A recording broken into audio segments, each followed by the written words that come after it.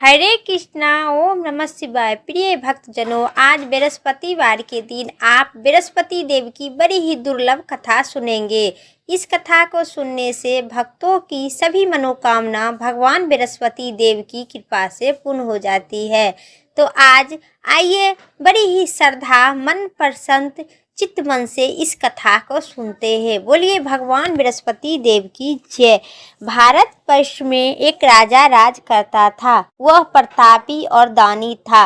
वह नित्य प्रतिदिन मंदिर में भगवान को दर्शन करने के लिए जाता था। वह ब्राह्मण और गुरु की सेवा भी किया करता था।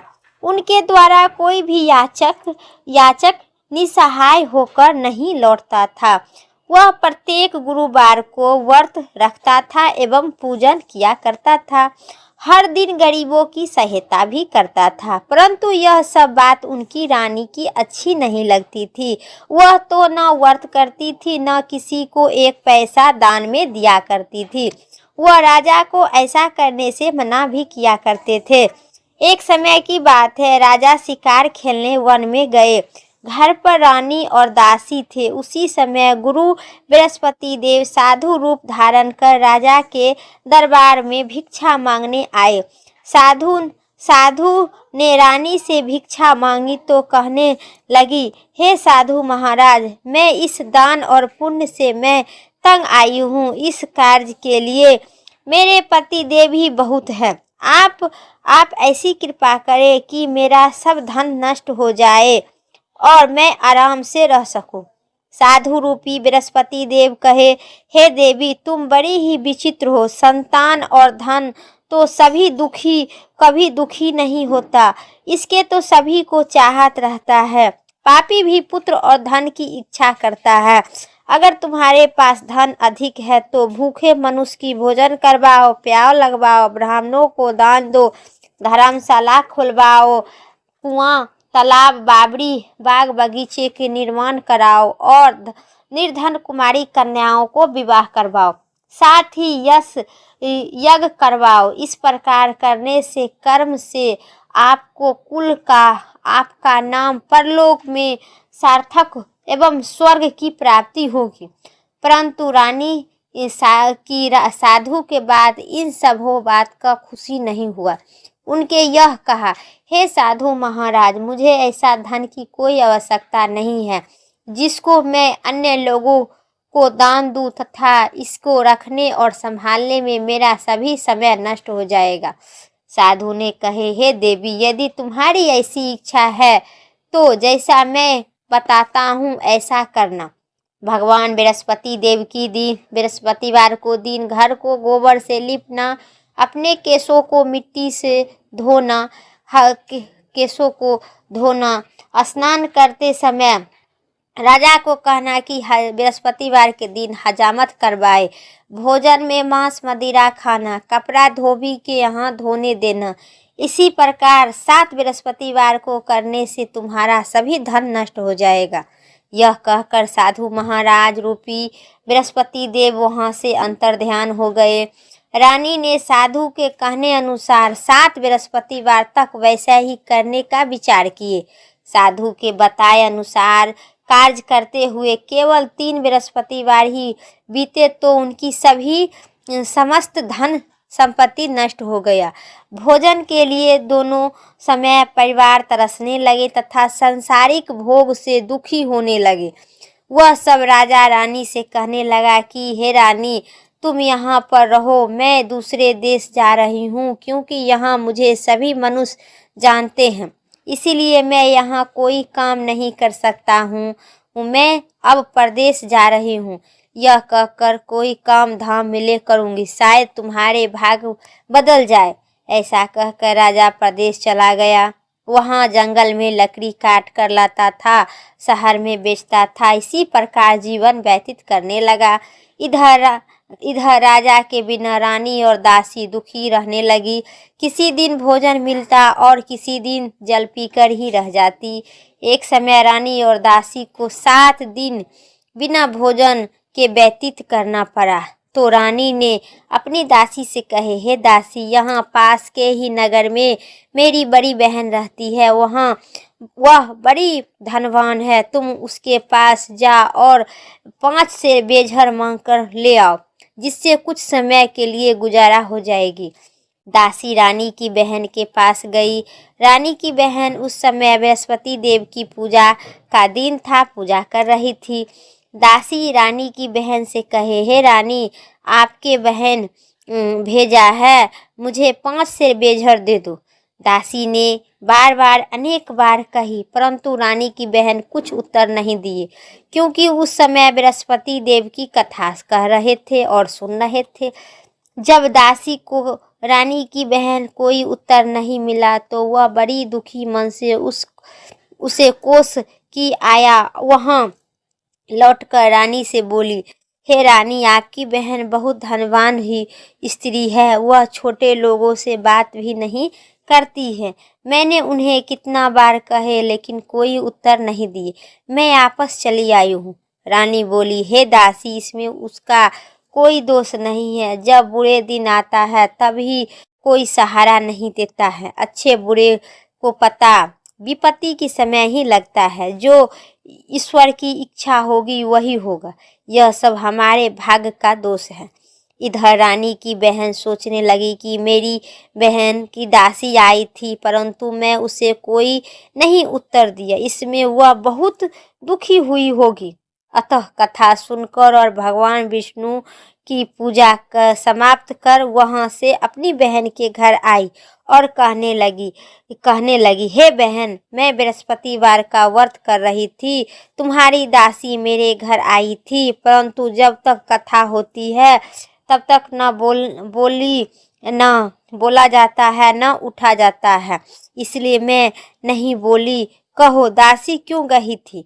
रानी बोली, बहन, तुम्हारे घर अनाज के लिए भेजा था। वैसे तुम्हें तो सब बात पता है, तुमसे कोई बात छिपा भी नहीं है, इसी कारण मैं दासी को तुम्हारे घर 5 सेर बेझर के लिए भेजा है।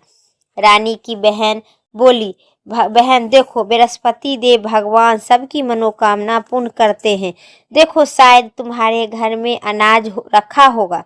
यह सुनकर दासी अंदर गई तो उन्होंने एक घड़ा बेझर भरा मिला। उसे बड़ी ही हैरानी हुई, क्योंकि उन्होंने एक एक बर्तन देख लिए थे। उनके बाहर आकर रानी को बताए। दासी अपनी रानी से कहे, हे रानी, देखो, ऐसे तो हम दोनों अन्न के बिना कितना दिन रोज भूखा रहते हैं। अगर इनमें व्रत की विधि और कथा पूछ ली जाए तो हम दोनों भी क्या करेंगे। दासी ने कहने पर रानी अपनी बहन से बृहस्पतिवार का व्रत के बारे में पूछे। उनकी बहन सभी बात बताकर रानी को बता दी। बृहस्पतिवार को सूर्य उदय से पूर्व उठकर स्नान कर भगवान बृहस्पति देव का व्रत करना चाहिए, लेकिन उसी दिन सिर नहीं धोना चाहिए। बृहस्पतिवार के दिन व्रत में चने की दाल और मुनक्का से भगवान विष्णु की केले के वृक्ष की जड़ में पूजा करे तथा दीपक जलावे। उसी दिन एक ही समय भोजन करे। भोजन में पीले खाद्य पदार्थ का करे तथा कथा सुने। इसी प्रकार करने से गुरु भगवान बृहस्पति देव प्रसन्न होते हैं और अन्य धन पुत्र देते हैं और सभी मनोकामना पूर्ण करते हैं। व्रत और पूजा की विधि बताकर रानी की बहन आपस घर गए। रानी और दासी दोनों निर्णय किया कि बृहस्पतिवार भगवान बृहस्पति देव की पूजा करूंगी। 7 दिन बाद जब बृहस्पतिवार आया तो उन्होंने व्रत रखा। घुड़साल में जाकर चना और गुड़ बीन कर लाई तथा उनकी दाल लेकर केले के वृक्ष में पूजा किए। भगवान विष्णु की पूजा किए। अब भोजन पीला कहाँ से आवे। दोनों बड़ी ही दुखी हुई, परंतु उन्होंने व्रत किया था, इसी कारण भगवान बृहस्पति देव प्रसन्न होते हैं। एक साधारण व्यक्ति के रूप में आए, 2 थाली में सुंदर पीला भोजन लेकर आए और दासी को देखकर बोले, हे दासी, यह भोजन तुम्हारे और तुम्हारे रानी के लिए है, तुम दोनों यह भोजन करना। दासी भोजन पाकर बड़ी प्रसन्न हुई और रानी से बोली, हे रानी जी, भोजन कर लो। रानी को भोजन आने के बारे में कुछ भी पता नहीं था, इसलिए वह दासी से बोली, जा तू ही भोजन कर ले, क्यों मेरी व्यर्थ में हंसी उड़ा रही है। दासी बोली, एक व्यक्ति भोजन दे गए हैं। रानी कहने लगी, वह व्यक्ति तुम्हारे लिए भोजन दे गया है, तुम ही भोजन कर ले। दासी ने कहे, वह व्यक्ति हम दोनों के लिए दे गए हैं, 2 थाली में भोजन है, इसीलिए मैं आप दोनों आदमी साथ साथ भोजन करूंगी। दोनों ने गुरु भगवान को नमस्कार कर भोजन प्रारंभ किए। उसके बाद में प्रत्येक गुरुवार को गुरु भगवान को व्रत पूजा करने लगी। बृहस्पति भगवान की कृपा से उनके पास धन हो गया, परंतु रानी फिर पहले की तरह आलस करने लगी। तब दासी बोली, देखो रानी, तुम पहले भी इसी प्रकार आलस करते थे, तुम्हें धन को रखने में बहुत कष्ट होता है, इसी कारण सभी धन नष्ट हो गया। यह धन मैं बहुत मुश्किल से पाया हूँ, इसलिए हमें दान पुण्य करना चाहिए। तुम भूखो मनुष्य को भोजन करवाओ, प्याव लगवाओ, ब्राह्मणों को दान दो, कुमारी कन्याओं को कुआं, तालाब, बावड़ी इत्यादि का निर्माण करवाओ, पाठशालाओं बनवाओ तथा दान और कुमारी कन्याओं को विवाह करवाओ। धन को शुभ कार्य में खर्च करो, जिससे हमारे कुल यश बढ़ता है तथा स्वर्ग की प्राप्ति होगी और पितृ प्रसन्न होंगे। दासी की बात मानकर रानी इसी प्रकार कर्म करने के लिए प्रारंभ किए, जिससे उनका काफी यश फैलने लगा। एक दिन रानी और दासी आपस में विचार करने लगे कि न जाने राजा किस देश में किस दशा में होंगे, उनकी कोई खोज खबर नहीं है। गुरु भगवान ने उन्हें प्रार्थना की और भगवान ने रात्रि में राजा को स्वप्न में कहे, हे राजा उठो, तेरी रानी तुझको याद करती है, अब अपने देश लौट जाओ। राजा प्रातः काल उठकर जंगल में लकड़ियां काटने के लिए जंगल में गए, जंगल की ओर चल पड़े। जंगल में गुजरते हुए सोचने लगा कि रानी की गलती से उसे कितनी दुख भोगना पड़ता है। राजपाट छोड़कर उन्हें जंगल में आकर रहना पड़ा। जंगल में लकड़ी काटकर उन्हें बेचकर गुजारा करना पड़ा। उसी समय जंगल में भगवान बृहस्पति देव एक साधु रूप धारण कर आए और राजा के पास जाकर बोले, हे लकड़ीहारे, तुम इस सुनसान जंगल में किस चिंता में बैठे हो, तुम्हें बताओ। यह सुनकर राजा के नेत्र में जल भरे आए और साधु की वंदना कर बोले, हे प्रभु, आप सब कुछ जानने वाले हैं। इतना कहकर राजा ने साधु की अपनी संपूर्ण कहानी सुना दिया।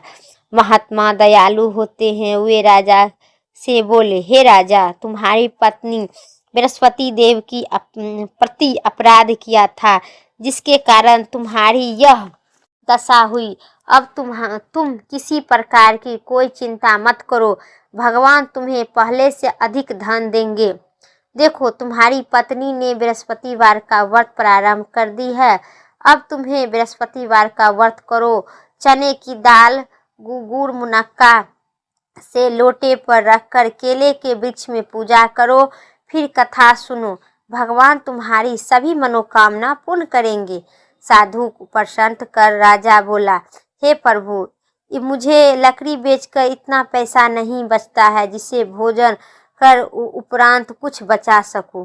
मैं रात्रि में अपनी रानी को व्याकुल देखा, मेरे पास कोई साधन नहीं है जिससे उनका समाचार जान सकूं। फिर मैं बृहस्पति देव का क्या कहानी सुनूं, मुझको कुछ भी पता और मालूम नहीं है।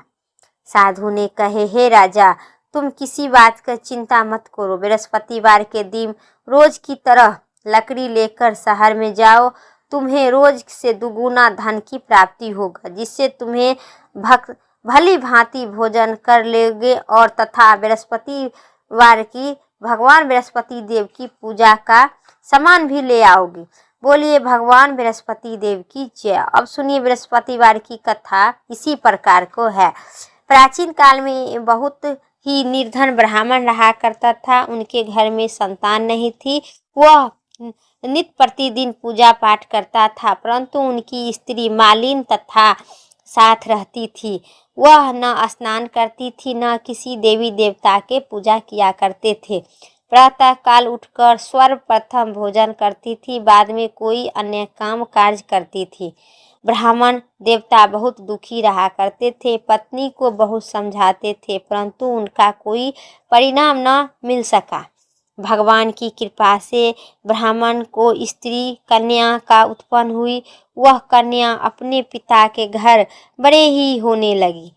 वह बालिका प्रातः स्नान कर भगवान विष्णु की पूजा करती थी। वह बचपन से ही भगवान बृहस्पतिवार का व्रत किया करने लगी पूजा पाठ करने लगी और पूजा पाठ समाप्त कर स्कूल भी जाया करती थी। मुट्ठी में जौ भर कर ले जाती थी और रास्ते में पाठशाला जाने के मार्ग में डालते जाती थी। वही जौ सोने के हो जाने से लौटते समय उनकी बीन कर लेकर घर आती थी। एक दिन वह बालिका सूप में सोने का जौ साफ कर रही थी। तभी उनकी माँ ने देख लिया और कहा, बेटी, सोने के जौ को सोने का सूप होना चाहिए, तब होना चाहिए। दूसरे दिन गुरुवार था। इसी कन्या ने व्रत रखा और बृहस्पति देव के प्रार्थना करने लगे, हे प्रभु, यदि मैं सच्चे मन से आपकी पूजा करती हूँ तो मुझे सोने के सूप दे दो। बृहस्पति देव उनका प्रार्थना स्वीकार कर लिए।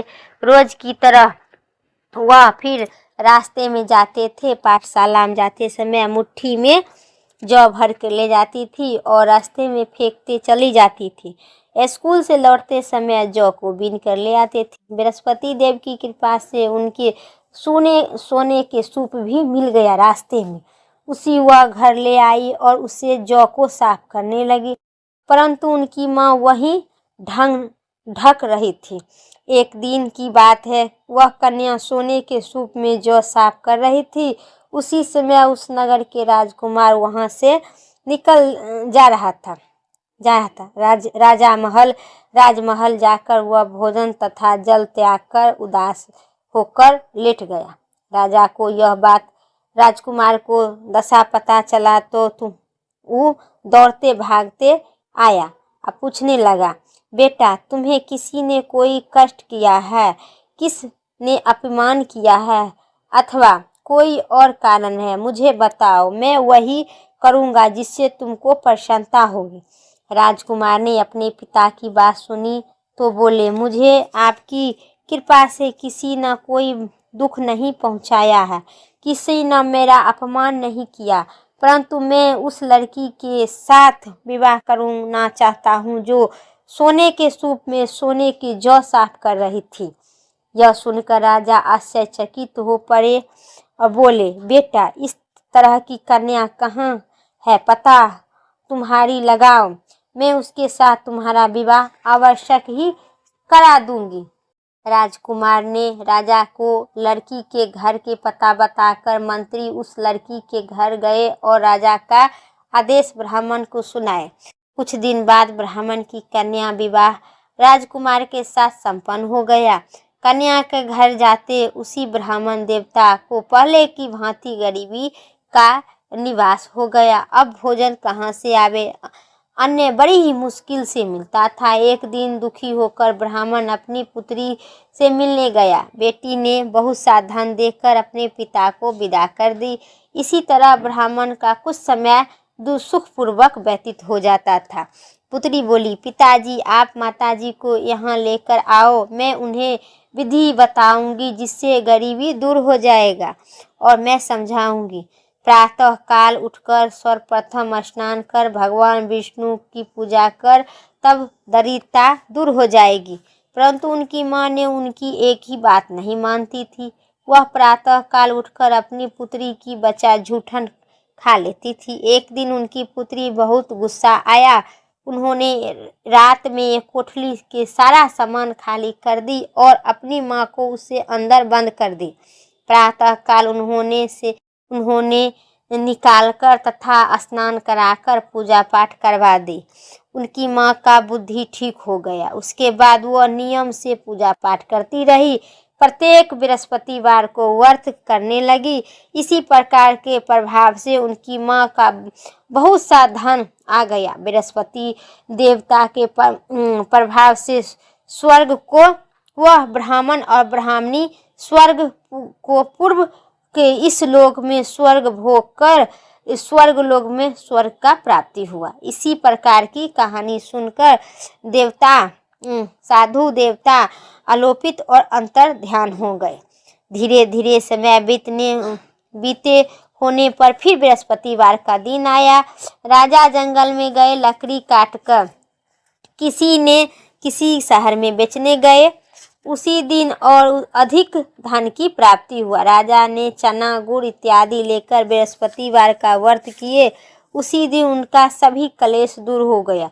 परंतु जब अगला गुरुवार आया तो वह बृहस्पतिवार का व्रत करना भूल गए। इसी कारण बृहस्पति भगवान नाराज हो गए। उसी दिन नगर में राजा के विशाल यज्ञ का आयोजन किया था तथा अपने समस्त राज्य में घोषणा करवा दिए कि कोई भी मनुष्य अपने घर में भोजन न बनाए तथा आग न लगाए। समस्त लोग मेरे यहाँ भोजन करने आवे। इस आज्ञा को जो न मानेगा उसकी फांसी की सजा दी जाएगी। राजा की अनुसार राज्य में सभी वासी राजा के घर भोजन करने के लिए शामिल हुए, लेकिन लकड़हारा कुछ देर बाद पहुंचा। इसलिए राजा उनके अपने साथ महल में ले गए। जब लकड़हारा को भोजन करवाया दिया तो रानी की दृष्टि उसी खूंटी पर पड़ा था जहां पर रानी के हार लटका था। उस हार खूंटी से निकल गया, नहीं मिला। रानी निर्णय लिया कि मेरा हार उसी लकड़हारा न चुराया। उसी समय सैनिक बुलाकर उनका जेल में डलवा दिया। जब लकड़हारा जेल खाने में गया तो बहुत दुखी होकर विचार करने लगा कि न जाने कौन से पूर्व जन्म में कर्म से मुझे यह दुख प्राप्त हुआ, और उसी साधु को याद करने लगे जंगल में जो मिले थे। तत्काल बृहस्पति देव साधु रूप धारण कर प्रकट हो गए और उनकी दशा देखकर कहने लगे कि अरे मूर्ख, तूने बृहस्पति देवता की कथा नहीं कही, इसी कारण तुझे ऐसा दुख का प्राप्त हुआ है। अब चिंता मत करो, बृहस्पतिवार के दिन जेल खाने दरवाजे पर 4 पैसा मिलेगा, उससे तुम भगवान बृहस्पति देव की पूजा करना, तेरे सभी कष्ट दूर हो जाएगा। अगला बृहस्पतिवार के जेल द्वार पर 4 पैसा मिला। राजा के उसी पैसे से सामान मंगाकर कथा कही और प्रसाद बांटी। उसी रात्रि में बृहस्पति भगवान ने उस नगर के राजा को स्वप्न में कहे, हे राजा, तूने जिस आदमी का जेल खाने में बंद कर रखा वह निर्दोष है, वह राजा है, छोड़ दो, नहीं तो राज तुम्हारा नष्ट हो जाएगा। रानी की हार उसी खूंटी पर मिला। अगर तू ऐसा नहीं करेगा तो तेरा पूरा राज मैं नष्ट कर दूंगा। राजा प्रातः काल उठकर और खूंटी पर हार टांगा देखकर लकड़हारों को बुलाकर क्षमा मांगी और तथा योग सुंदर वस्त्र आभूषण देकर उनका विदा कर दिए। गुरुदेव की आज्ञा अनुसार राजा अपने नगर चल दिए। राजा जब नगर के पहुंचा तो उसे बड़ा ही आश्चर्यचकित हुआ। नगर में पहले से अधिक बाग, तालाब और कुएं तथा बहुत सी धर्मशाले, मंदिर इत्यादि बने हुए थे और दासी द्वारा बनाए गए थे। राजा को आश्चर्यचकित हुआ और गुस्सा भी आया।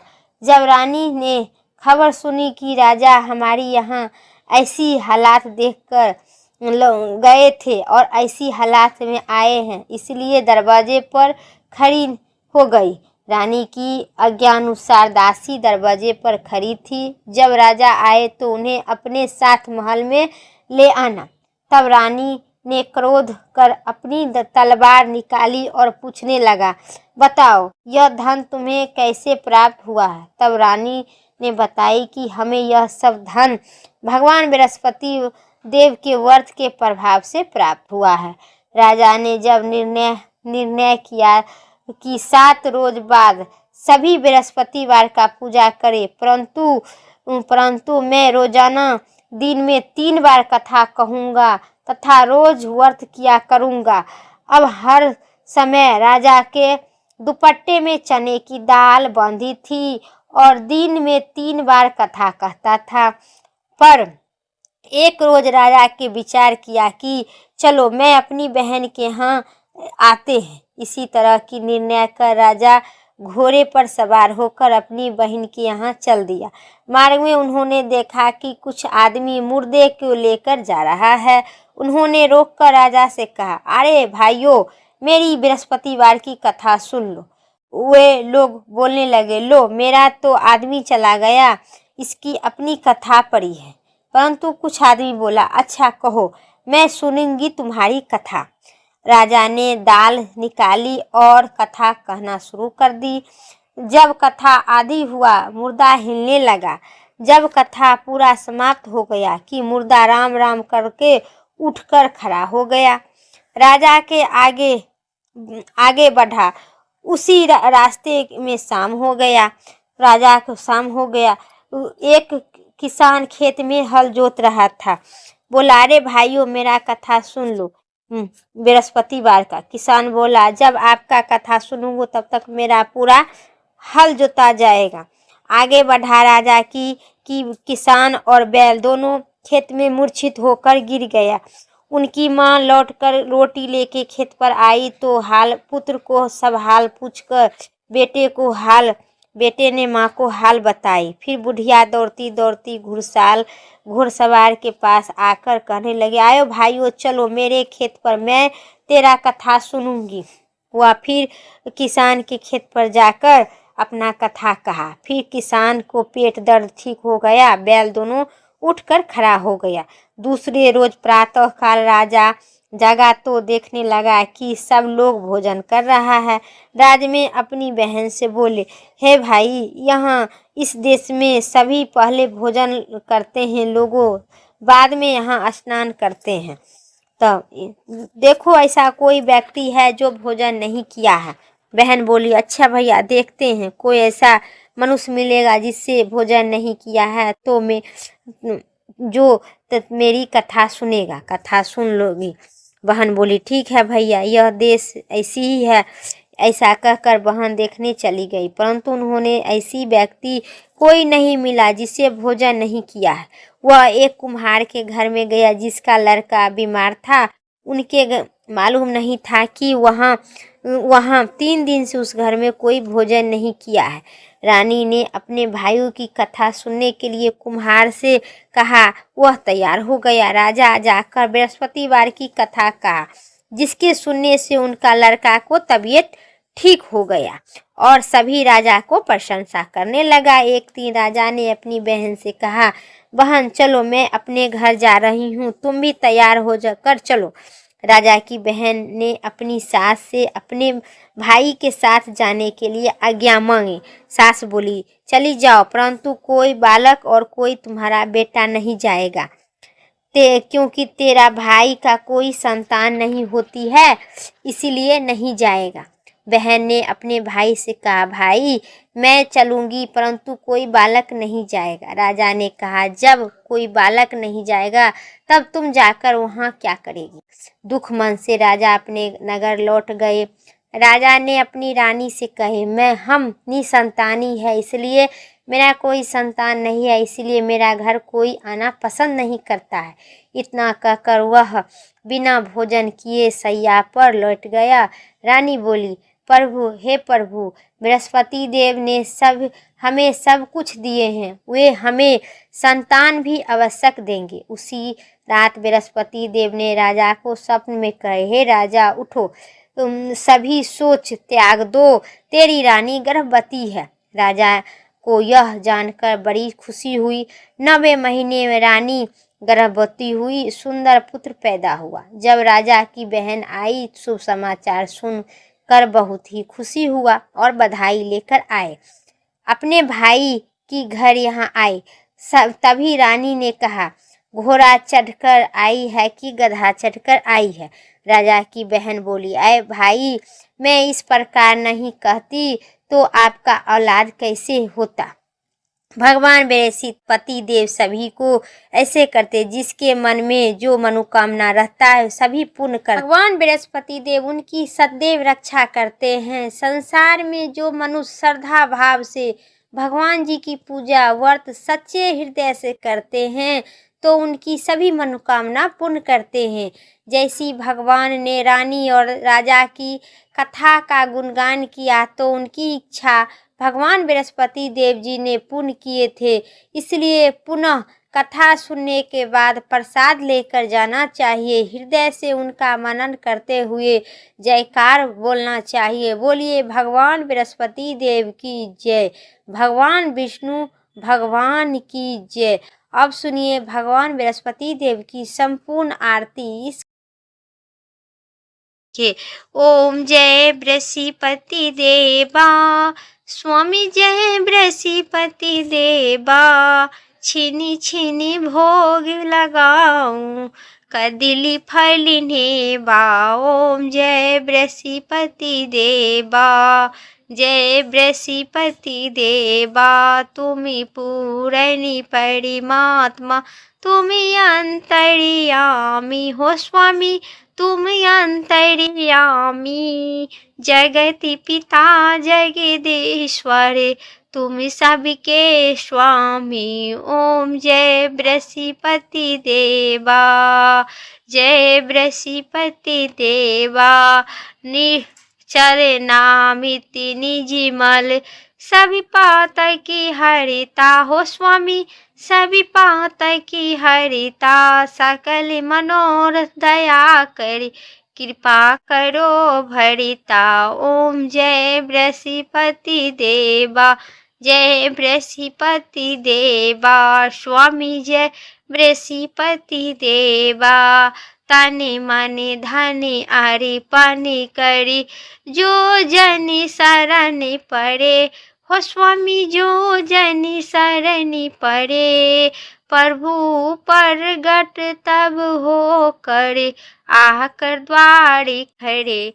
ओम जय बृहस्पति देवा, स्वामी जय बृहस्पति देवा, जय बृहस्पति देवा, दीनी दयाल दयानिधि, भक्तन हितकारी हो स्वामी, भक्तन हितकारी, पाप दोष सब हरिता, सभी बंधन हारी। ओम जय बृहस्पति देवा, स्वामी जय बृहस्पति देवा, जय बृहस्पति देवा, जो कोई आरती तेरी प्रेम सहित गावे हो स्वामी, प्रेम सहित गावे, सच्चिदानंद आनंद करी, जेठानंद आनंद करी, सो निश्चय पावे। ओम जय बृहस्पति देवा, स्वामी जय बृहस्पति देवा, तुमको निसी दिन ध्यापत, जय बृहस्पति देवा, हे स्वामी जय बृहस्पति देवा। सब बोलिए भगवान विष्णु की जय, बोलिए प्रेम से बृहस्पति देव भगवान की जय। मेरा संपूर्ण आरती और कथा समाप्त हुई। उम्मीद करते हैं आप सभी को इस कथा और आरती संपूर्ण कथा आरती अच्छी लगे तो लाइक करें, चैनल पर नए हैं सब्सक्राइब करके कमेंट बॉक्स में बृहस्पति देव भगवान की जय जरूर लिखें। फिर अगली वीडियो लेके आते हैं। इस चैनल पर आपको इसी टाइप को संपूर्ण कथा को वीडियो मिलेगी, तो आप अभी तक सब्सक्राइब नहीं किए हैं तो पक्का सब्सक्राइब करके कमेंट बॉक्स में अपना राय ज़रूर लिखें। तो फिर इसी टाइप को इससे अच्छा आपको वीडियो सुनने एवं देखने को ज़रूर मिलेगी। तो अभी तक सब्सक्राइब नहीं करें, पक्का सब्सक्राइब करके कमेंट बॉक्स में अपना कहाँ से देख रहे हो नंबर और पता ज़रूर लिखिए। फिर अगली वीडियो लेके